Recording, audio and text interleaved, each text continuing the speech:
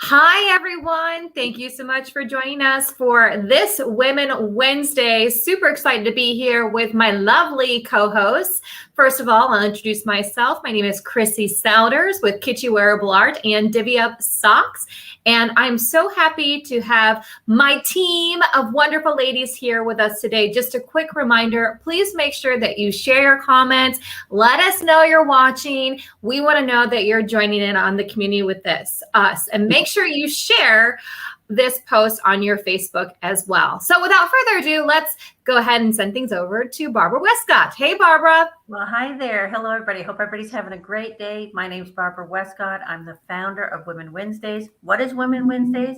We're a collaborative community of women that are working together to help each other succeed. We have a series of programs to make that happen. And part of that is our speaker series. And I'm really excited that Verlonda Johnson is going to be here with today. Chrissy, I think you can pop up that slide about Verlonda being here. And, you know, we're just thrilled to have her. But Tamara's going to tell us a little more about Verlonda. But first, I wanted to share a few things with you. Chrissy, if you can pop to the next slide. Because we have a little bit of what we call a homework assignment. I don't know if anybody out there has watched the series, the Netflix series, Unbelievable. Well, it really is an unbelievably, compelling story. And it's, it has to do with women being believed, dealing with sexual assault and things like that. But it's also about these two cops out in Colorado. They didn't even know each other, but they ultimately had this high level of collaboration that led to solving, a crime, stopping a serial rapist. But they're going to be our speakers. They're going to be joining us. That's going to be Stacey Galbraith and Edna Hendershot. So these two cops who are so amazing, that solved this case, they're going to be joining us in a month. But I wanted to let people know about it now. Chrissy, go ahead and hop to that next slide. I wanted to let people know about it now so you can start watching that series so that by the time they come in November, people know a little bit more about the subject matter. And it really is, it's a great series and a powerful show, and I hope people can watch it. So right now, I think I will go ahead. Chrissy, can you pop to that next slide? I think go one more. I wanted to mention to you, went two more, but we have this incredible co-walking groups that are starting. So Kara Self has started these 4 co-walking groups. And Chrissy, next slide, you just pop to that, then you'll see that we have 4 of them. So starting up right away on Mondays at 8:30 a.m., co-walking group at Cascades, Tuesdays at 12 p.m. at Lake Ella, Thursdays at 12 p.m. at Railroad Square, Sundays at 6:45 at Cascades. So check them out. They're all unique, and they're from amazing women in the community. And what's co-walking? It's just walking and networking. It's a great way to meet other people. It's real casual, so I hope you can turn out for that. So anyway, let me hand it over now to Tamara. Hi, everyone. Let's do a collective woosah all together because we are talking today about choosing me. And I don't know if you need this topic as much as I do, but I'm excited about it. I'm excited to have our speaker here. But just to let you know, I'm Tamara Smith. I work for an awesome organization called One More Child, and you can find out more about how to support children and families through our efforts at onemorechild.org. Right now, we are on a journey to 1 million meals. A journey to 1 million meals. We surpassed it last year, and we want to do it again this year with your help. Food is needed more than ever throughout this pandemic, and if that wasn't a need before, wow, is it a need right now? So you can find out more at onemorechild.org. But I'm excited to talk with not just our speaker. I consider her a friend. I think we all do. As you can see, she's on the flyer twice because she's also our speaker series coordinator. And this is Verlonda Johnson. She is the creative mompreneur behind Choosing Me Unselfishly and the co-founder of Work. So I'm going to let you, Verlonda, tell us a little more about you and welcome. Yay, thanks guys. This is exciting to be here on the other side of the screen. So as Tamara said, I'm Verlonda Johnson. I am the founder, one part one half of the founder of Work, and also of the newly created space, online community, and mama community of Choosing Me Unselfishly. I have three little people, 1, 3, and 5. And aside from that, my husband and I own and run a construction company. So we're super busy, but this was something that was definitely needed. So I'm really excited to talk to you guys today and get us all on the path to choosing ourselves. Well, I want to know more about that. So tell us, what Yeah. is Choosing Me Unselfishly? What is it, and how did it come about? Yeah. So um, let's see. It probably started years ago. Just becoming a mom, there's no playbook, there's no rule book, there's no step 1, step 2, step 3, do this, now do this. It's just you do the best that you can do. And I think it started from when I had my first daughter, kind of onset from there. It almost felt like I lost a little piece of myself becoming a mom, giving so much. And I think with each child, I lost a little bit more. And I see Tamara shaking her head.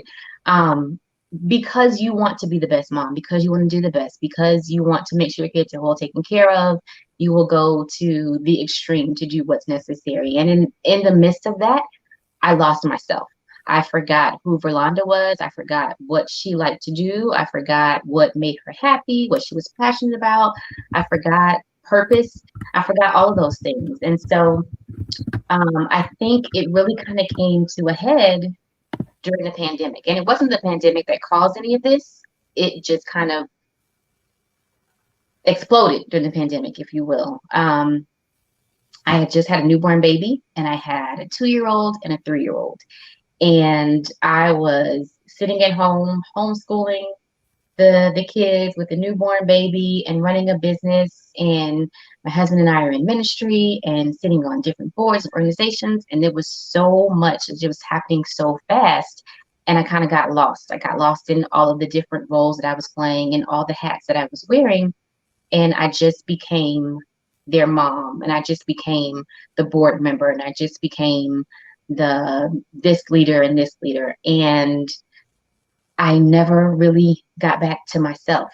And it has been a journey trying to figure out, what that looks like. And so when I did realize this, I started having virtual meetups with other moms. I wanted to know what they were feeling, what they were thinking. I wanted to create a community where we all felt supported, where we felt like we could talk about those things that we probably didn't really want to share out in public. We could share our motherhood journey. We could just be vulnerable, talk about our truths, the good, the bad, the really, really bad parts of how we feel and the motherhood. And so I needed that space. And so I created it because I knew that other moms needed it as well. Absolutely. I mean, because you think about it, like I'm thinking about you. I mean, you're juggling a lot of things. You were a Right. startup entrepreneur, starting work, creating Right. a space for women entrepreneurs, Right. and all the things that you're doing. And one of the things that we had in the write-up about this is you think of the list you create of all Yeah. the things you have to do. This huge Right. long list as a mom, a working mom, a wife, work, Mhm. go doing stuff for your church, for your community, everything, your kids' schedules, appointments, everything you have to do. You have this huge list of things to do. Yeah. And then you have your own things on that list. Right. Sometimes I think everything can end up superseding that. And your Exactly. things that are on your list keep getting pushed to the end, pushed to the end. Yeah. So is that, why can you relate to that? Absolutely. I think we all can. Absolutely relates to that. So, the thing that was really, really hurtful, I guess, not hurtful, but it was, so a couple years ago, I had an event planning business, and I was always passionate about it, loved to do it. I had been doing it for over 10 years or so. And I shut down because all those things took over my list.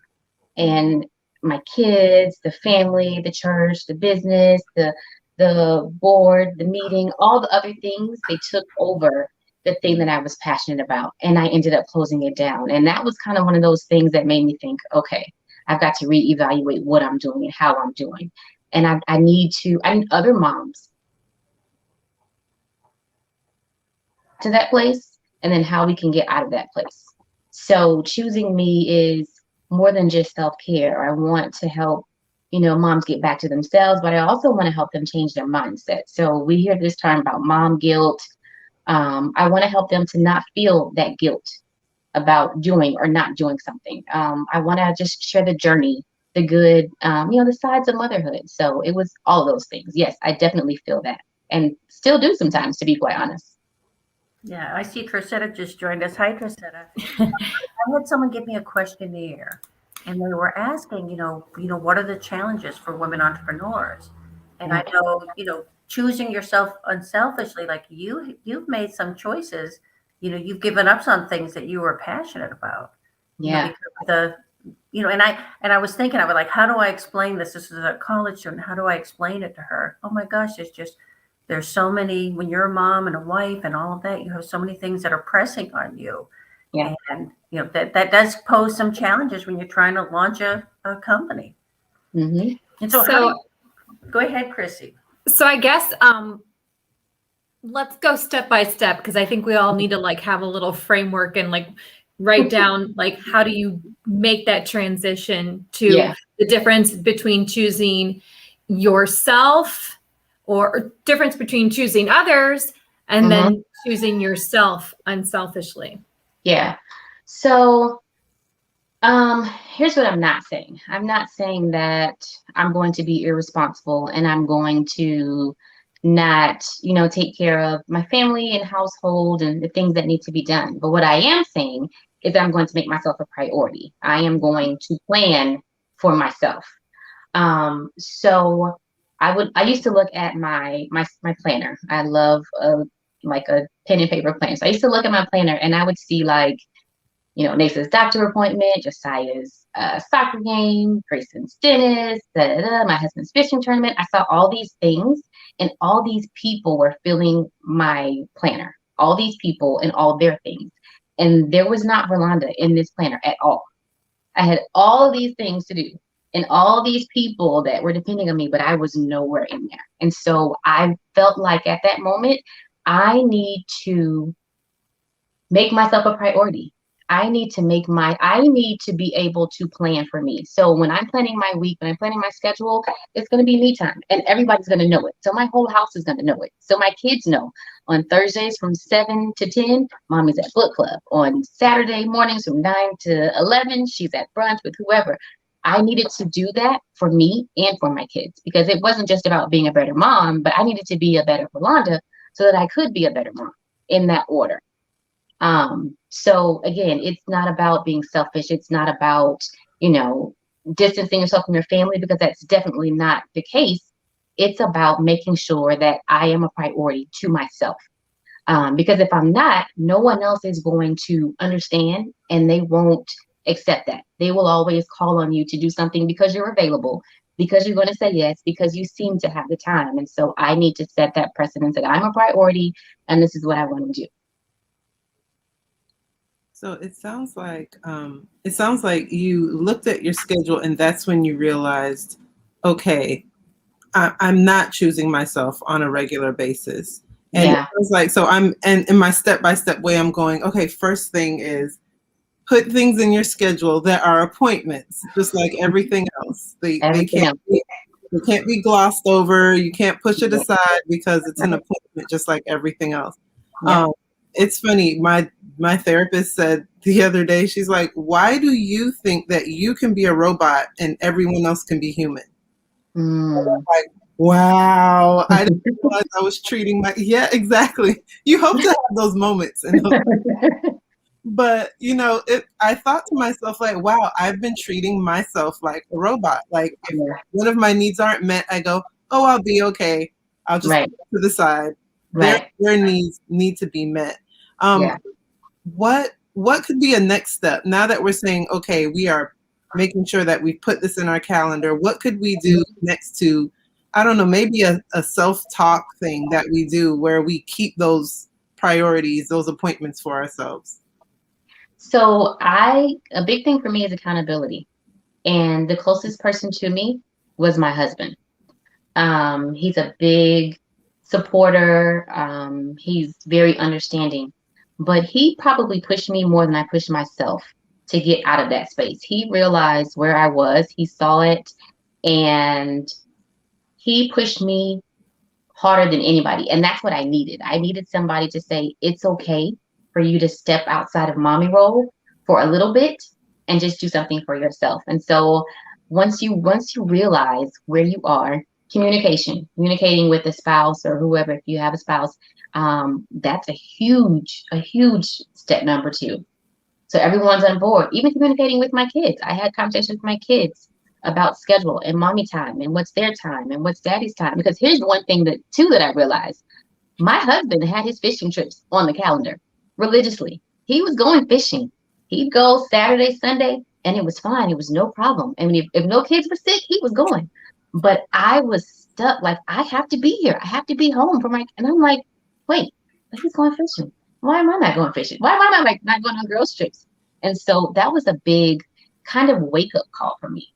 The other thing is it's letting go of control. So for me, I won't say I'm a control freak, but I like to plan and know what's going on. So it's in the day to day. I like to be hands on. And if I'm leaving the house, I'm not in control. But if I'm at the house, I'm like, oh Lord, I really want to go do X, Y, and Z. And so it's letting go of the control and letting go of the guilt. So I'm sorry.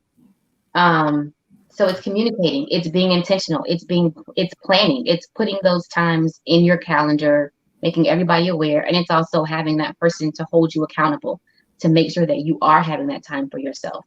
And again, self-care doesn't have to be, spending a day at the spa. Self-care could be going for a walk or riding your bike. It could be going to read a book at the park. It could be watching the ducks. It could be anything. I mean, a long list of things. So we don't have to think of it as spending lots of money to choose yourself and have self-care. It's whatever brings you peace and joy at that moment. If it's sitting in the grass and laying and looking at the sun, that is your moment of self-care and your woosah. Well, you know what I was thinking, Verlonda? Oh, sorry, cut you off. But I was thinking, like you had sort of mentioned that your husband is your biggest supporter and the one that's encouraged you. And, let's face it, not everybody has that. No. A lot of time, I was thinking like the squeaky wheel gets the grease. Sometimes everybody is squeaking. It's also that, like, I think sometimes people don't recognize, and it comes from society, but it can come from your own family too. They don't recognize what a daunting task it is to be a woman, a mother, to be working, to be doing all those things. Right. And I think sometimes it doesn't get the credit it deserves, or people don't always understand the toll that it takes or the weight that it bears. Yeah. And I'm just trying to think, what is some advice to women, because a lot of times you may not have that encouragement or support, but you still have to find a way to say, give yourself permission and have enough belief and care of yourself to say, no, that's how it's going to be. I'm going to have time for me, and I'm going to fulfill the things that are important to me too. So what advice do you have for women who may not have the support they need? And that's one of the things that I want to create within Choosing Me Unselfishly is a group of support. So you may not have the spouse to go to and say, hey, I need this or I need that. But I want to create a space where you feel comfortable going to other moms or other women, finding someone who you can reach out to. And maybe we exchange. Maybe I'll watch your kids tonight, you'll watch mine tomorrow night, and we'll trade off so that we can each have that moment. But when you find that village, hold on to that village. Because when they say it takes a village, it definitely does. Asking for help is probably the hardest thing that I have, and I am learning to do. I'm still learning to do that. But when you find that support, asking for help, it may not come in the form of a spouse. It may come in, a babysitter or, whomever it may be, but asking for help and finding that support system is going to be the biggest thing. The other thing is mindset. You got to be able to think differently and change how you've been doing things. So the mindset, going back to the control and the power, I had to get over that. I had to get out of that. I had to be okay with leaving the kids at home for a couple hours while I went to go and get a renewed mindset. I have to be okay with they might be eating Frosted Flakes and donuts for dinner. That's okay. They're still alive. I'll be okay with it. We will eat healthy breakfast in the morning. I have to be okay with that and move on because That sounds I fun. need it's Well, time. Auntie Gillen was just saying that when she was on a few weeks ago, she was Yeah. saying that, it's okay. Maybe we're ordering pizza tonight, or maybe, Yeah, something that makes your life a little bit easier. absolutely. Yeah. Absolutely. Delegate, order in, order out, pick up, whatever you have to do. If it gives you 20 extra minutes to do whatever, yeah, I'm going to do it. I'm all for it. So we've got to find a village. We've got to find a support system. And so that's what I really want to create is that support, a local network of moms that we can lean on each other. We can depend on each other to be that support that we need. Yeah. I No, want to it's share a question from Trissetta. Hey, Trissetta. So where does the pressure come from to put ourselves last? Oh my gosh. I think, and I'll speak for myself, but I think that it came down from generations of watching our mothers, grandmothers do it. And they did it, and it seemed like it was effortlessly. They did it. They had 10 kids and they cooked 3 meals a day and kept a clean house and then packed their husband's lunch and waiting when he came. It seemed like they did it without missing a beat. And I think we just kind of took that on. We took on that role that we've got to be the same way. We've got to do the same thing. And it's not the case. We don't have to put ourselves last. We can be a priority to ourselves and still be there and present for our family and for our other obligations. That's my take. I don't know what do you guys feel? I would agree with that, and I would add that I think somehow I'm not sure how we got here as a society or culturally. I mean, and I think it's even regional. I think it depends on where, just having friends in different parts of the country. I think it's even regional, but I feel like a woman is often celebrated for how much she can sacrifice. Mm-hmm. Oh, this woman is amazing because she I remember being a teacher. It was kind of like, you're such a great teacher because you don't get a lot of pay, and it's all intrinsic, and you buy out of your own pocket for your students, and you give and give and give, and that's one of the reasons why you're celebrated, because you give until you have nothing left, and you never put yourself first. You're always giving to others. And I feel like that story is so often celebrated, like in media and stories and in magazines. Just it's this almost like martyr to the cause of everyone else. Right. But you don't often hear about like the woman who just put what she needed to do first, and and that was it. Now she's doing great. Everybody celebrate her. It's always this: I gave all I could and then I had nothing left, and now we're celebrating that person a lot of times in their memory. Mm. Yeah, I was thinking too that there's so many societal obligations, and I think like in the past where women may have been more in the home or more responsible for the home life, childcare, all that sort of stuff. But and then, now as more women are working and taking on more roles of leadership, all this sort of stuff, it's like some of these household responsibilities, they haven't gone away. We're taking on all this new stuff, Yeah. but we haven't quite completely been able to yet jettison all the other stuff. So it's like Yeah. it's like this pile-on effect, It is. trying to do it all. It And is. I just sometimes think there's still these either biases or societal things that keeps that pressure on women. But that's when it comes to yourself, and it's like I can't help what you don't understand, but I'm taking, and that's what you're saying. I can't help what you don't understand, but I'm choosing me. I am. I'm going to take care of myself. Thank you very much. I am. I am. That was I had to have a conversation with myself about that. Once I realized that I was just doing, and I was wearing all these hats and I was everything to everyone else. I like to write. I like to plan and journal. So I made a list of all the things that I was doing, all the roles that I was playing, all the hats that I was wearing, every organization I was a part of, every volunteer, everything that I was doing. I made a list, and I took a red pen, and on that list, it was a quick thought. It was an absolute yes or an absolute no. And if it was an absolute no, it was a strike through and it was off my list. I let it go. And I intentionally did it that way because I didn't want to think too long about either one of those obligations. I wanted to say, yes, it's fueling me. No, it's not. And if I had to think about it like, oh, well, maybe I could or I could, it's an absolute no. It's a no, because we can talk ourselves into doing something that we should probably take off of our list.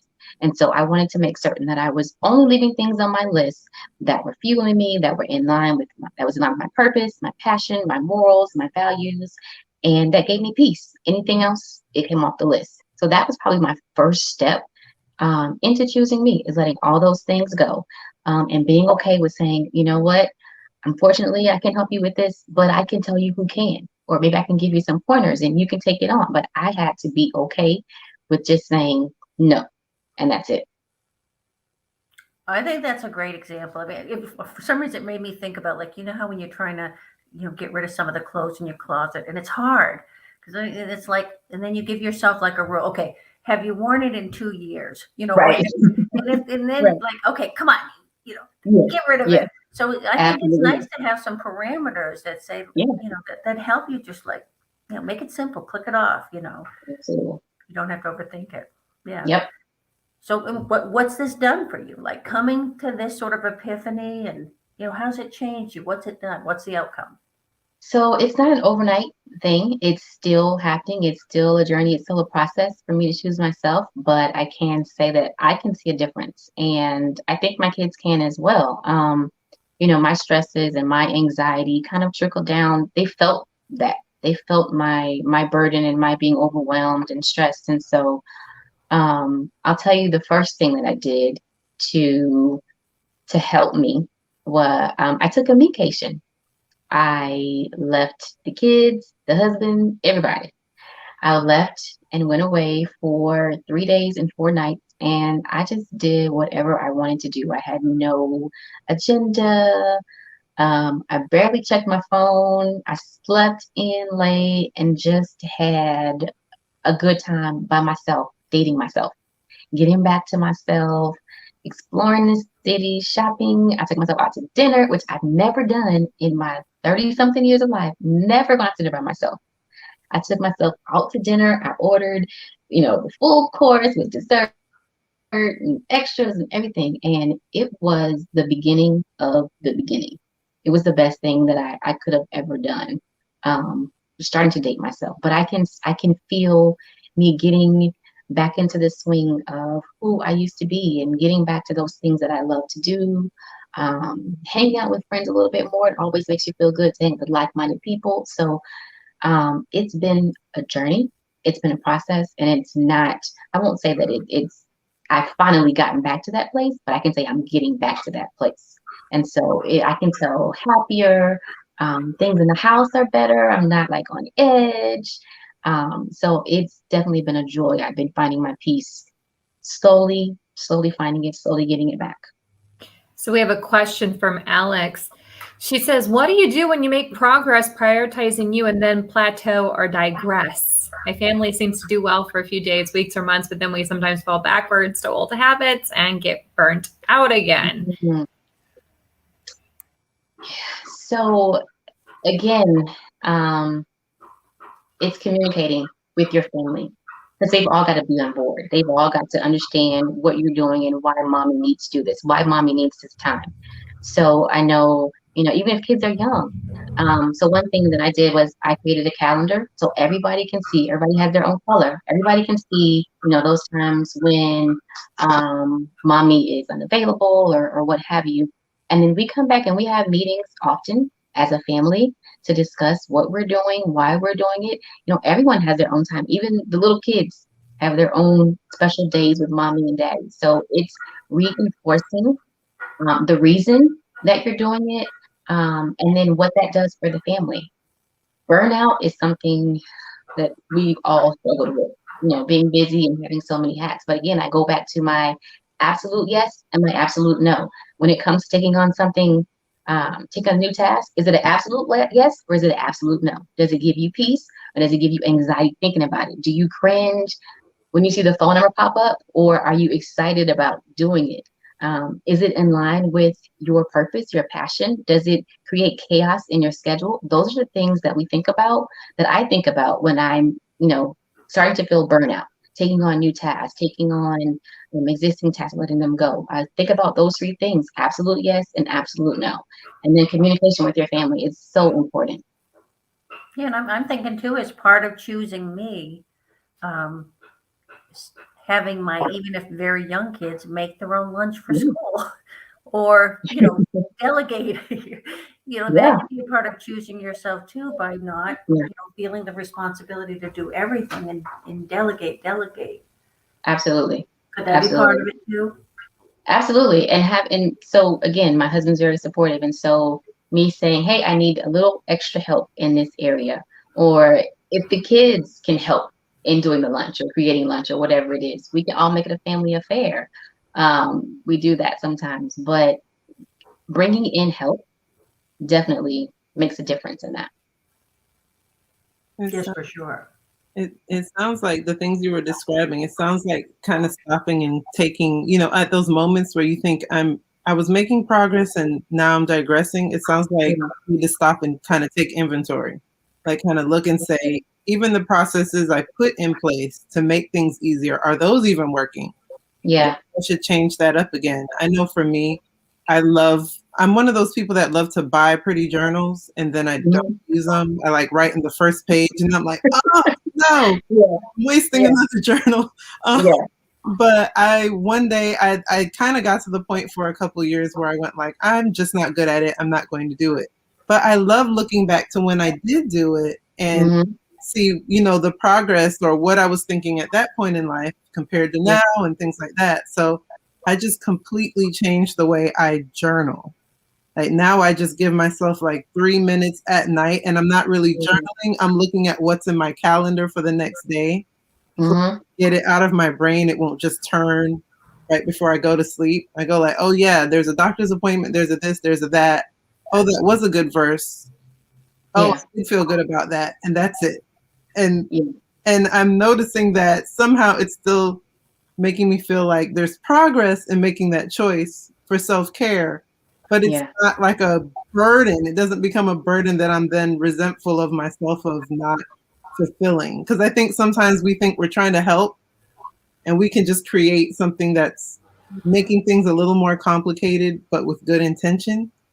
So yeah, that's just something I thought about that because I'm telling you, I needed this show today, like personally. So it's really making me reflect as well. Yeah, I And mean, I I think it's something we can all listen and hear. Go ahead, Verlonda. I'm sorry. No, I'm just gonna say to tomorrow, and that's what you don't want to happen, is to feel like the self-care is a burden on you. That's the complete opposite of the direction that we want to go in. So if it's little things, again, if it's going outside just to sit in the sun for a minute, that's your self-care. And so I too love journals, and I still have journal that you gave me tomorrow. And I like to take notes in, but I realize that I can have 55 journals and they're all half written in. So I made sure to have my journal pages inserted into my planner. That way I'm making my planner and I'm making my notes. I can journal all together. So I'm very intentional about how I'm planning and how I'm journaling and how I'm dealing with my self-care. Yeah, I'm always impressed by that, because I'm not a journaler, or or a list maker or things like that. I kind of just, Yeah. I'm always just winging it. But I think I can see a lot of benefit from that. But I'm kind of Um, curious about something, because I really yeah. admire that you've started several things that to me are like really powerful. So Hmm. I want you to talk about choosing this initiative and deciding to do it Okay. in making it happen, because like sometimes we can feel like, oh, I can't do that, I can't create this thing, I can't have him, but you just like, you decided to do it, and you've done it, and you've made this happen, and you've been on the power plant talking about it, you're here, Mhm. you're growing in followers. So can you kind of walk through, like, I'm going to make this happen, I'm going to build an initiative out of this? You know what? It didn't just happen. I sat on it for a while, and I had those same, like, I can't do it, who's going to follow, who's going to listen, I had those same those same thoughts. And I'll have to say she's listening today, but Trisetta, the Trisetta Alexander was the one who pushed me. So you talk about accountability. She was the one who's holding me accountable. She was the one like, what are you waiting for? What are you doing? Let's do this. Why are you sitting on this? What's the problem? What are you scared of? What are you afraid of? Why not? So it really, I had the idea for a while. I had the need for it. I needed this space. I needed what I created, which is why I created it. And I can honestly say that it was a push from my friends, from people who I had shared with. It was a push from the ladies that were in my virtual meetups that said, hey, we need more of this. We need to be able to connect like this. We need to be able to be vulnerable and open. And it took me a while hearing that to say, okay, I need this too. And we need a space where we can come and connect and be vulnerable and open and share the things that we don't want anybody else to hear. So it took me some time to get to that place, Barbara. I promise you. No. But I mean, so what would you call this? Would you call it creating a space? Because some people, they start a business, they start a grassroots initiative, they start a space. Like I want what you're doing to encourage other people. Yeah. You can create, and it doesn't have to fit some perfect little format. Right. Yeah. And it doesn't. It is always evolving. And it's probably evolved since I first created it, and it probably will evolve, some more. But I honestly just wanted us moms to stick together, to be together, and to be able to be open and honest. And so, whatever it becomes, I am okay with that, because I just want truth and honesty here, and I want support. So I want to be able to be a resource, and I want to be able to give resources and be support. And I want moms to be okay with choosing themselves. I want moms to understand that you cannot be okay, but it's not okay to stay in that space. So I want to help you. I'm not a therapist, but we can guide you out of there. We can support you. We can pull you. We can push you. We can help you to get out of that space. And so if I can and the space is, physically, or whether it's online, virtually, or physically, it's just a community of moms, and we are all in this together. We share the same struggles, same passions for our family, but I want us to all be connected through this bond of motherhood. Yeah, and I just want to say, I've heard Oprah say this, and she said, being a mother, she thinks it's the hardest job on earth. So as an older mother, I've got adult children now. You guys could almost be my kids, like I'm a much older mom. But I look back, and at the time, I don't think I gave myself near enough credit, near enough grace, everything that you're talking about. And if I had it to do all over again, I mean, my kids turned out great, and I survived it. It's everything's okay. But I think it would have been healthier to, to feel what you're communicating, I got to give myself, some grace, some time, choose me. I have hopes and dreams too, and that you should be able to do all those things and take care of yourself too. Absolutely. Because it's a hard job. So I have to share a comment question from my mom. Yeah, let's hear it. It's gonna fill our faces, Barbara, just so you know. Here we go. Question. It is as if you had a hidden camera in my house. I have attempted to do all of this before, but digress, just like another reader noted. How do I get everyone on board and supportive with, hey guys, I need time for me, because in my realm, it's not very supported. So how do I sell this to my family?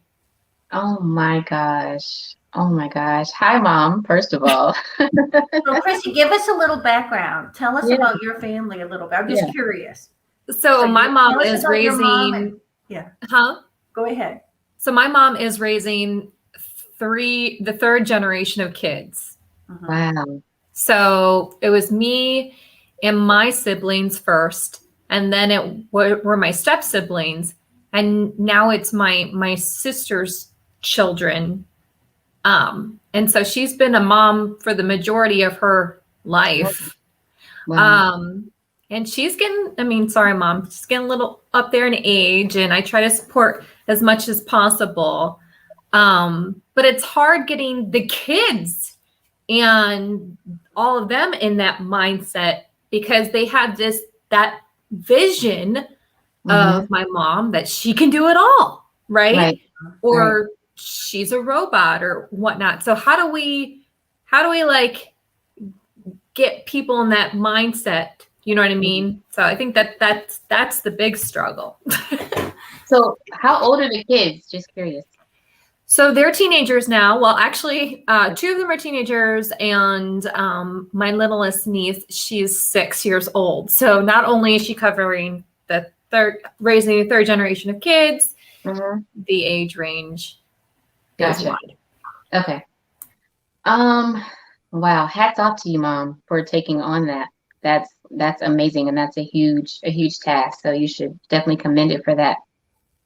Again, I go back to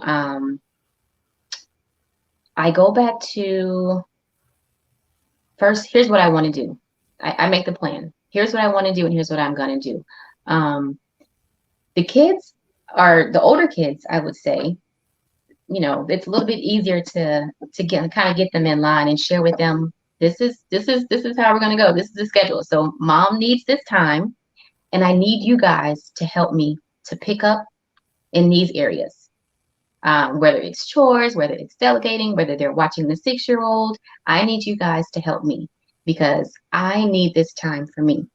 I have, and communicate, be honest. I have raised 3 generations, and I just need that moment to relax, to breathe, to be able to have some fun. It's not that I don't love you or I want to be outside of the home, but I just need this for me, because I love myself too.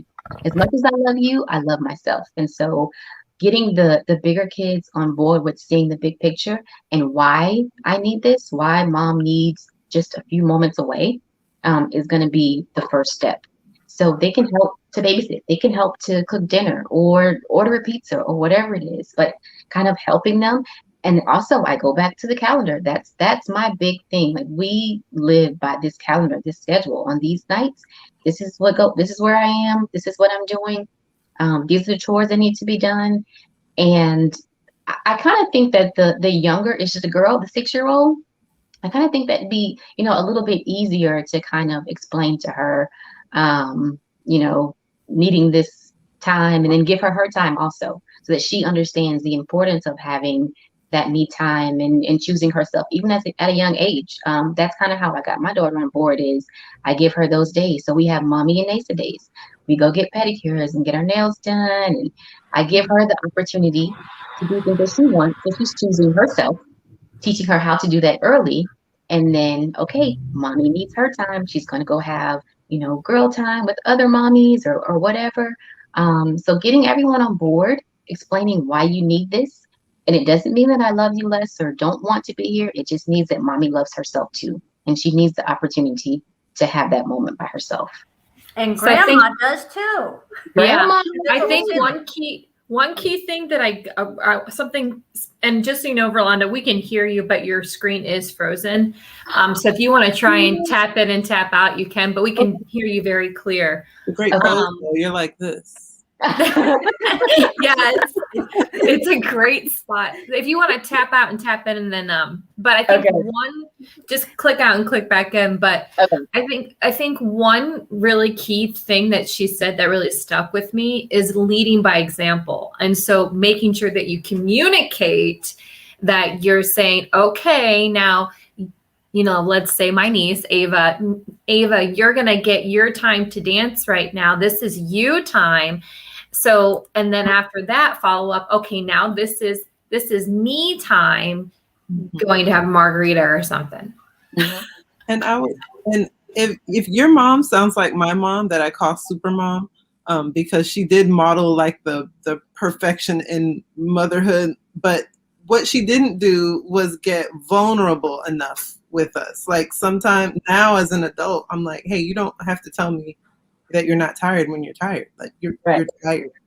Go and sit down. It's fine. And I think that that's something that I've been trying to do with my children, is just say, kind of show them like the the if-then scenario. Like if Mm-hmm. mommy takes a little nap, she's in a much better mood and she's ready to do bubbles when she Mm-hmm. wakes up. But if you keep coming and interrupting me, then I'm going to be a little cranky, just like you are when you're tired. Yeah. So it's just kind of showing them like I am human. I am just like you. I'm just the adultier version.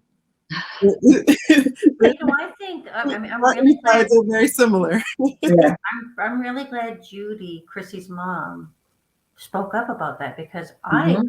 completely and totally during this discussion have just had a vision for, kind of like younger moms, or, just with kids. But, grandmothers are doing this, or what we're talking about is that women are playing this role throughout their life. Yeah. And so it does make sense, for women of all ages to understand, that they can choose themselves, because this really is a lot of pressure on women, Yeah. no matter what age you are. Absolutely. And I just, like, she opened my mind to that. I just wasn't thinking that way, but I should have been thinking that way. And Chrissy, you too. Take care of your mom. Yes. Well, I have to admit, and this is full disclosure, because, I've been feeling a little overwhelmed because I'm going through a transition in my life professionally. Mm-hmm. And I'll take this moment to say sorry, Mom, to the public, because I was a little short with her today when it was in regards to my nephew getting, bad grades. And so I think it's also very important to maybe relate with each other and understand that you're not the only one going through this, and people can, Absolutely. really support each other and help each other out. So Yeah. grace is definitely needed. That's the word. That's the word. I said that Great. earlier. I said, Yeah, so like great. for all women, for all of us to understand that, it really is okay to choose, our importance and our value and what we're doing and our needs. Yeah. And so, I'm so glad you came on to talk about it, Verlonda, because it really is important. I mean, and I just think sometimes having something front and center, Yeah. you think about yourself and your mom and other women and all the ways we can support each other, because we do. Let's face it, women carry a very big load. They really do. They carry a lot. So why shouldn't we be able to, look out for ourselves too? We certainly do a lot. Absolutely. So any parting words you want to share, Verlonda? Yeah, so I'd love for everyone watching, for you all to come and join, to follow me on social media, Choosing Me Unselfishly. I've got a lot that's planned. We started our meetups on this past week, so it's been great. We've got moms coming to meet together. So we're doing lunch meetups. We're doing a couple happy hour meetups. We're also going to do some mom and me play dates. So bring the babies, and we're going to come out and play together and just have conversations. We're also going to do, which I'm really, really excited about, I am hosting a retreat coming up in February. It will be in Savannah, Georgia, and it will be 3 nights away to unplug and reset. The theme of that weekend is no capes. So if you know me, you know that I don't like the term supermom or super wife or super anything. I don't like that term. So I want moms to come, and I want you to leave your cape at home, because you're not going to be a super anything. You're just going to be, Tamara, you're just going to be Barbara, Verlonda. You're just going to be yourself, and we're going to connect with other moms. You're going to kind of get